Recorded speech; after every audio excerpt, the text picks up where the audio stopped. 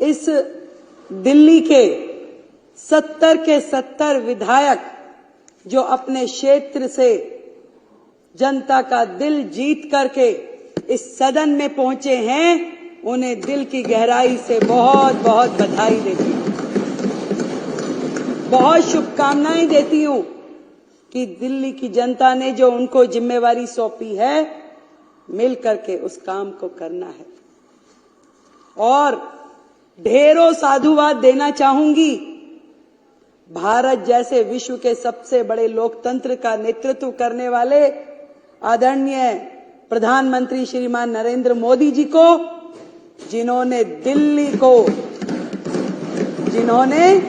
दिल्ली को एक ऐसे कुप्रशासन से, ऐसी आपदा से मुक्त कराया जिसके कारण से दिल्ली वासी 10 साल से अधिक समय से जो दर्द झेल रहे थे, जो तकलीफ पा रहे थे, आदरणीय प्रधानमंत्री मोदी जी के नेतृत्व में उस आपदा से दिल्ली मुक्त हो पाई।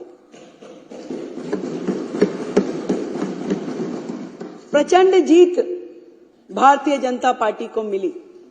दिल्ली ने भर भर के आशीर्वाद दिया और मैं भी आज इस सदन में दिल्ली की जनता को इस सदन के माध्यम से ये बताना चाहती हूं कि जो संकल्प पत्र में वायदे दिल्ली की जनता के साथ किए गए हैं, जब तक वो पूरे नहीं होंगे, मैं और मेरी पूरी टीम चैन की सांस नहीं लेंगे। दृढ़ संकल्प है, पूरी समर्पण के साथ, एक निष्ठा के साथ, उत्साह के साथ दिल्ली में काम करना है। वो लोग जो पहले इस सदन का उपयोग केवल और केवल माननीय उपराज्यपाल जी को, माननीय प्रधानमंत्री जी को आपत्तिजनक, अपमानजनक, अभद्र शब्दों का इस्तेमाल करते हुए इस सदन का उपयोग करते थे, आज इस सदन का उपयोग दिल्ली की जनता की भलाई के लिए, योजनाएं बनाने के लिए, उनके क्रियान्वयन के लिए और दिल्ली को विकसित दिल्ली बनाने के लिए इसका उपयोग होने वाला है। माननीय अध्यक्ष जी, आज आपके माध्यम से मैं ये कहना चाहती हूं, 20 तारीख को जब शपथ ग्रहण हुआ, उसी दिन एक एक पल का उपयोग करते हुए हमने कोई विजय उत्सव मनाने के लिए नहीं निकल पड़े। हम आए सचिवालय में, हमारी पूरी टीम ने अपना ऑफिस का कार्यभार संभाला। हमने पहली कैबिनेट की मीटिंग पहले दिन, शपथ वाले दिन ही करी, और जिसके कारण से पिछली सरकार के कारण से लंबित आयुष्मान योजना को हमने पहली कैबिनेट मीटिंग में पास किया। हम घर नहीं गए कि मिठाई खानी है, खिलानी है, ढोल बजाने हैं। हम लोग उस दिन पूरा दिन अलग अलग विभागों की मीटिंगों में लगे रहे। हम गए यमुना जी पे आरती करने के लिए, अपना संकल्प दोहराने के लिए कि हे मां यमुना, जो हमने वायदा किया है, जो हमारे प्रधानमंत्री जी ने यमुना जी के लिए स्वप्न देखा है, जो दिल्ली की जनता का अधिकार है, इस यमुना मां को स्वच्छ बनाने के लिए पूरा काम कर लेंगे। हम पूरा दिन उसी काम में लगे रहे। आज 8 दिन और 9वां दिन आज माने तो एक एक दिन मैं और मेरे मंत्री और मेरे विधायकगण अपने क्षेत्र की जनता के साथ मिल करके दिल्ली को कैसे सुधारना है, क्या क्या काम होने हैं, केवल जनता के बीच में जा करके वो काम कर रहे हैं। इससे पहले ये लवली जी ने सदन में एक बात कही थी, वो बिल्कुल सही बात है कि पहले जनता को अपेक्षाएं शायद बड़े बड़े प्रोजेक्ट की होती थी कि भाई कम्युनिटी हॉल बना दीजिए, कॉलेज बना दीजिए, स्कूल बना दीजिए, पर 10 सालों में जनता इस लेवल पे आके खड़ी हो गई कि वो कहती है कि मेरा सीवर साफ करा दो, मेरी नाली बनवा दो, मेरे गड्ढे भरवा दो। इस कदर दिल्ली की जनता को परेशान करके वर्षों पीछे धकेलने वाली सरकारें आज यहां पर नहीं है। आज विपक्ष सामने बैठा होता तो शायद बात करने में कुछ मजा आता, उनके सामने कहने में, उनकी बातें बताने में। दूसरे ही दिन जब शपथ ग्रहण था तो आतिशी जी मेरे कमरे पे आ गई सब विधायकों को लेकर के, और मैंने तो देखा वो तो पहले दिन से ही इसी कार्य में लग गई थी कि क्या किया जाए, कैसे पब्लिसिटी पाई जाए, कैसे मीडिया में आए जाए। बैनर बना लिए गए कि 2,500 रुपए कब दोगे। मैंने उनको साथ सम्मान अपने कमरे में बुलाया, बिठाया, पूछा कि बताइए भाई क्या कह रही हैं आप। उन्होंने कहा जी 2,500 रुपए कब दोगे। मैं कहा बड़ी अच्छी बात है, आपको बड़ी चिंता है कि 2,500 रुपए कब मिलेंगे। मैं कहा आतिशी जी आप जिस 2,500 की बात कर रही हैं आप चिंता ना करें, ये जिम्मेवारी हमारी है। जनता को जो प्रण किया है, जनता के लिए जो वादे किए हैं वो काम हम करेंगे। पर इस बात पे जरूर मुझे हंसी आती है कि 10 साल का कार्यकाल, 3-3 बार की सरकार बनने के बाद सैकड़ों वादे किए, एक भी पूरा नहीं किया। और उसके बाद उनकी इतनी हिम्मत हो जाती है कि हमसे आके पूछते हैं कि ये कब होगा। तो पंजाब में नहीं दिया, दिल्ली में जो जो कहा नहीं दिया, वो काम कुछ किया नहीं, और हमसे आके पूछते हैं कि बताइए कब देंगे।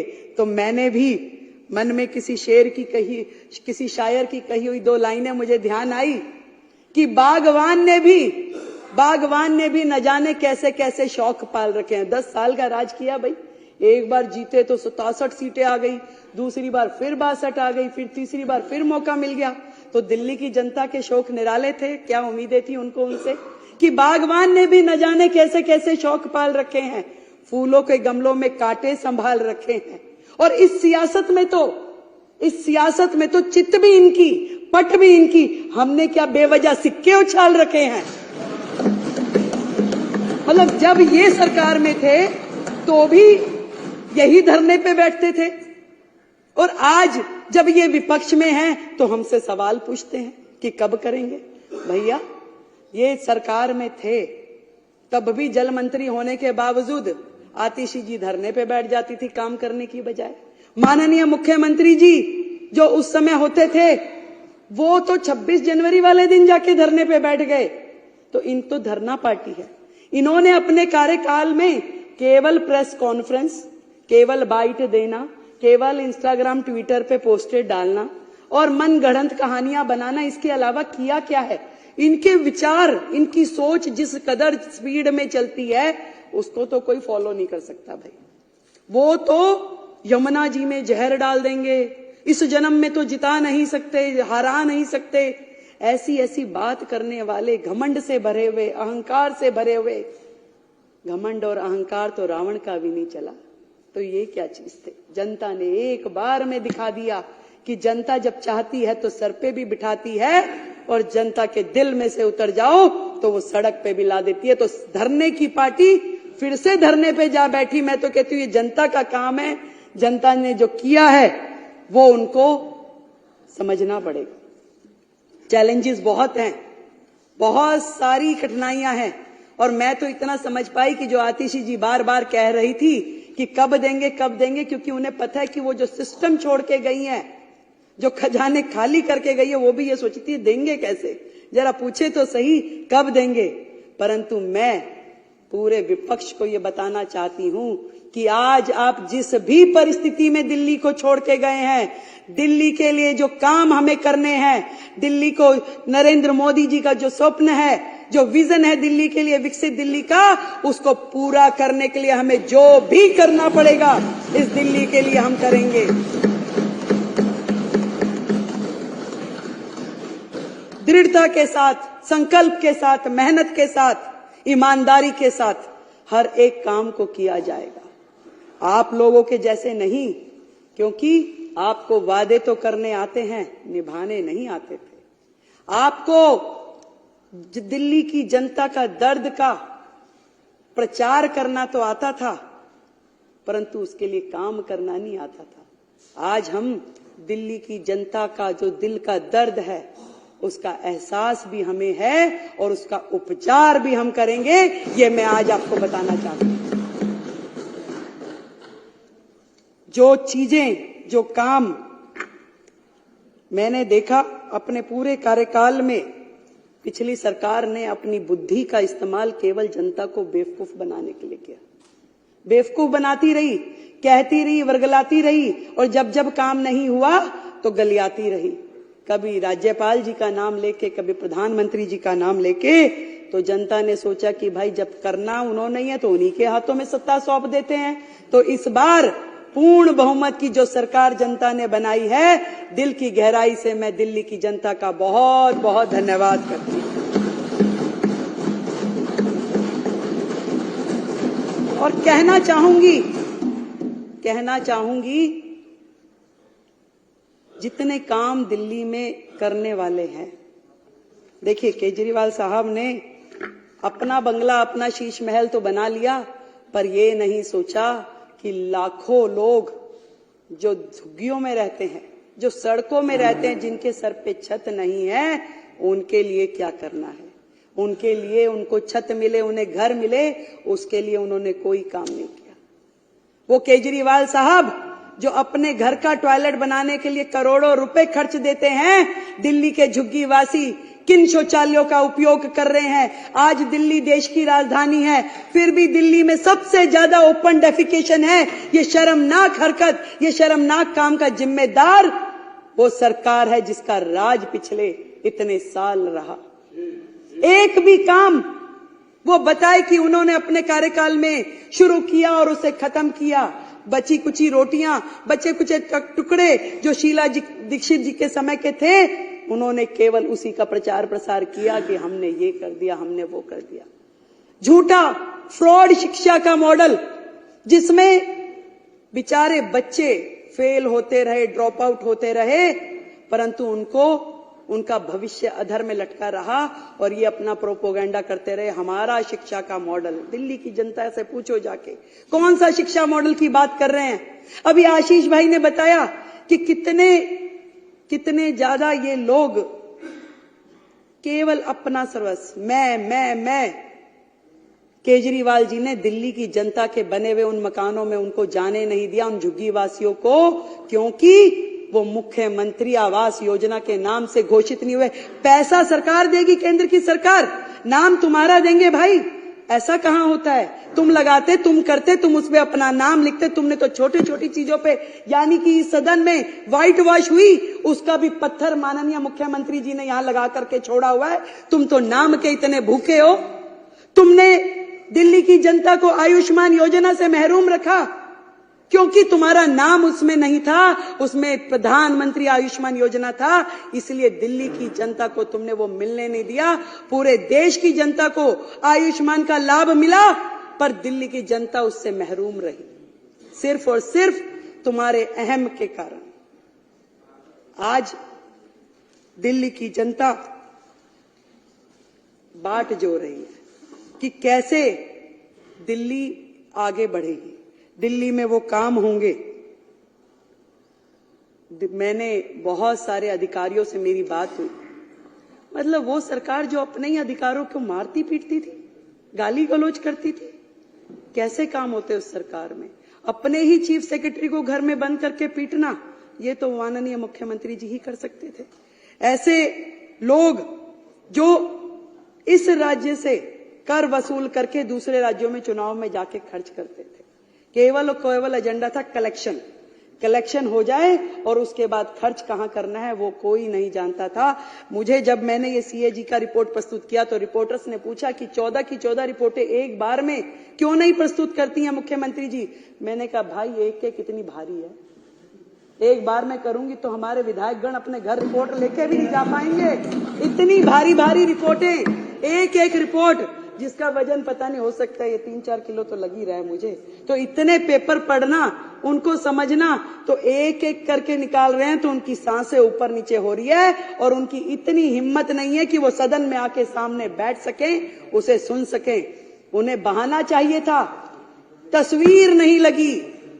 मैं उनसे पूछना चाहती हूं, जो सरकार का एडमिनिस्ट्रेटिव हेड है, जो देश की राष्ट्रपति, क्या उनकी फोटो नहीं लगनी चाहिए? आज जिनके माननीय हमारे शहीद भगत सिंह, हमारे बाबा साहब, हम सबके पुरोधा हैं, हमने उनको सम्मानजनक, हमारे दिल में सम्मान है। जितना काम इस दिशा में कि बाबा साहब के सम्मान में देश भर में होना चाहिए, वो नरेंद्र मोदी सरकार ने किया है।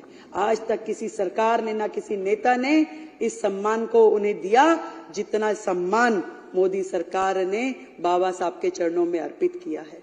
वो लोग बातें करते हैं, फोटो नहीं लगाई, केवल मात्र बहाना कि मुझे तो लड़के जाना है। किस तरीके से मुझे यहां से बाहर निकले, क्योंकि वो सुन नहीं सकते थे जो बातें इस रिपोर्ट में लिखी हुई है, जो बातें एक एक विधायक यहां बोलेगा, उनकी हिम्मत नहीं थी वो सुनने की, इसलिए वो दौड़ गए कि भाग जाओ भैया, जो मर्जी बोले यहां पे, हम तो बचे।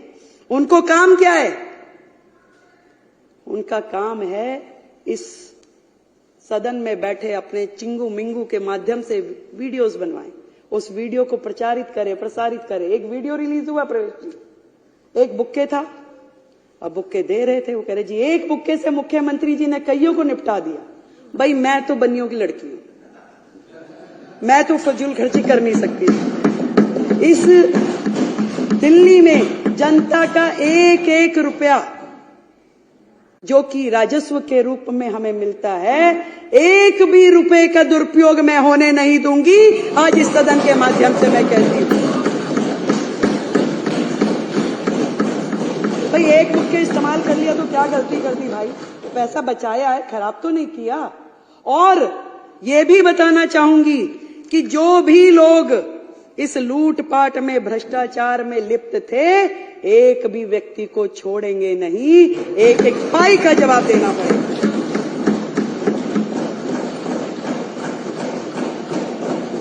चुनाव के दौरान बहुत सारे पोस्टर लगे, स्टिकर लगे, भाई हो तो ऐसा, भाई हो तो ऐसा, डैश डैश डैश।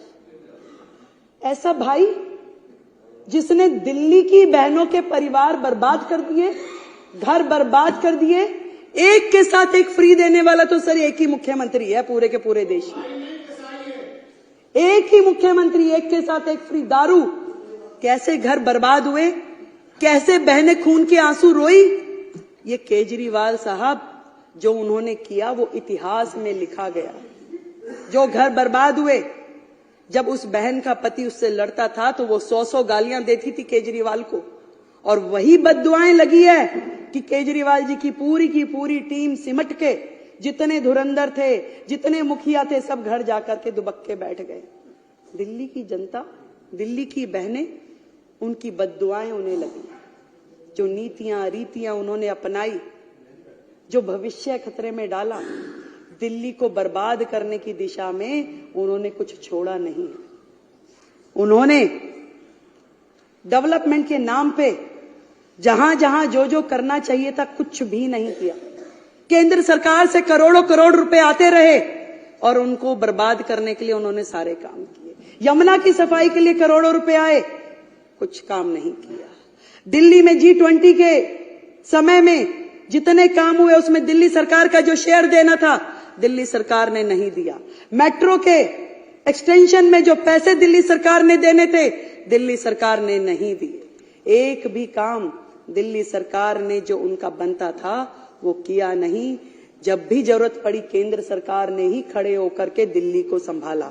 कोविड के समय में भी ना तो केजरीवाल घर से बाहर निकले, ना ही उनके जितने विधायक थे घर से बाहर निकले। एक भी विधायक ने समेत उनके मंत्रिमंडल के किसी दिल्ली की जनता की कोई मदद नहीं करी अध्यक्ष जी। तब भी दिल्ली को संभालने वाले आदरणीय प्रधानमंत्री जी थे और गृह मंत्री अमित शाह जी थे जिन्होंने दिल्ली को संभाला और दिल्ली के प्राण बचाए। कैसे भूल जाएगी दिल्ली की जनता, कैसे भूल जाएगी। आज भी मैं तो यही कहना चाहूंगी कि मिशन मोड पे काम करना पड़ेगा। एक दूसरे पे दोषारोपण की जो प्रथाएं चलती थी, हमें उससे मतलब नहीं है। मीडिया वाले मेरे को रास्ते चलते बाइट के लिए बोलते, मैं मना कर देती हूं। मैं क्या, कुछ करने तो दो पहले, काम करूंगी उसके बाद बोलूंगी। और कोई बहाना नहीं, कोई किसी के ऊपर दोषारोपण नहीं, कोई मर्यादित व्यवहार नहीं, केवल और केवल काम। और उस काम के करते हुए दिल्ली में जो भी दिल्ली जिसकी अधिकारी है वो सारे के सारे अधिकार उनको देने हैं। यहां तक कि एमसीडी का जो शेयर हमारा बनता है, आज इस सदन के माध्यम से मैं कहना चाहती हूं कि 192 करोड़ रुपए जो दिल्ली नगर निगम का शेयर है वो हमने उनको ट्रांसफर करवा दिया। दिल्ली की जनता को बातों की सफाई, हाथ की सफाई नहीं चाहिए, दिल्ली को दिल्ली की सफाई चाहिए। इसलिए हम नगर निगम को पूरा का पूरा स्पेस देंगे कि वो जो काम उनके हैं उस काम को करने के लिए जो भी हमारी तरफ से हमारी जिम्मेवारी बनती है वो जरूर हम उनको करके देंगे, कहीं पे भी कोई कमी रखेंगे नहीं। और यहां तक कि पहले भी केंद्र सरकार ने पूरी मदद दिल्ली नगर निगम की भी की और दिल्ली सरकार की भी की। ये तो इनके मन में इनकी नीयत और नीति दोनों ही भ्रष्ट थी। जब यमुना की सफाई केजरीवाल जी ने नहीं करी, बार बार वादा करने के बाद भी, तो माननीय एनजीटी ने एक समिति बनाई, उसके अध्यक्ष के रूप में एलजी साहब को मनोनीत किया और ये कहा कि यमुना की सफाई करवाएं। तो केजरीवाल साहब को डर लग गया, उन्हें लगा कि अरे ये काम हो जाएगा और मैं तो रह जाऊंगा कि दिल्ली की जनता कहेगी देखिए वायदा आपने किया था, काम एलजी साहब कर रहे हैं। तुरंत उन्होंने स्टे ले लिया, सुप्रीम कोर्ट चले गए। पहली सरकार होगी जो अपने राज्य में काम होने के खिलाफ जाकर के स्टे ले ले, और उन्होंने यमुना की सफाई होने नहीं दी।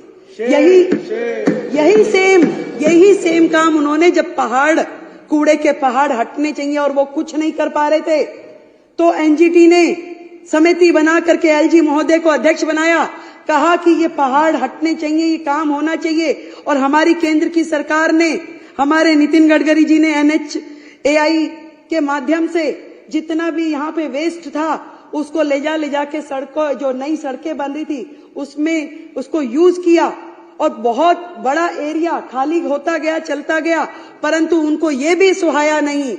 और केजरीवाल साहब ने वहां पर भी कोर्ट में जाके स्टे ले लिया कि ये काम भी दिल्ली में होना नहीं चाहिए।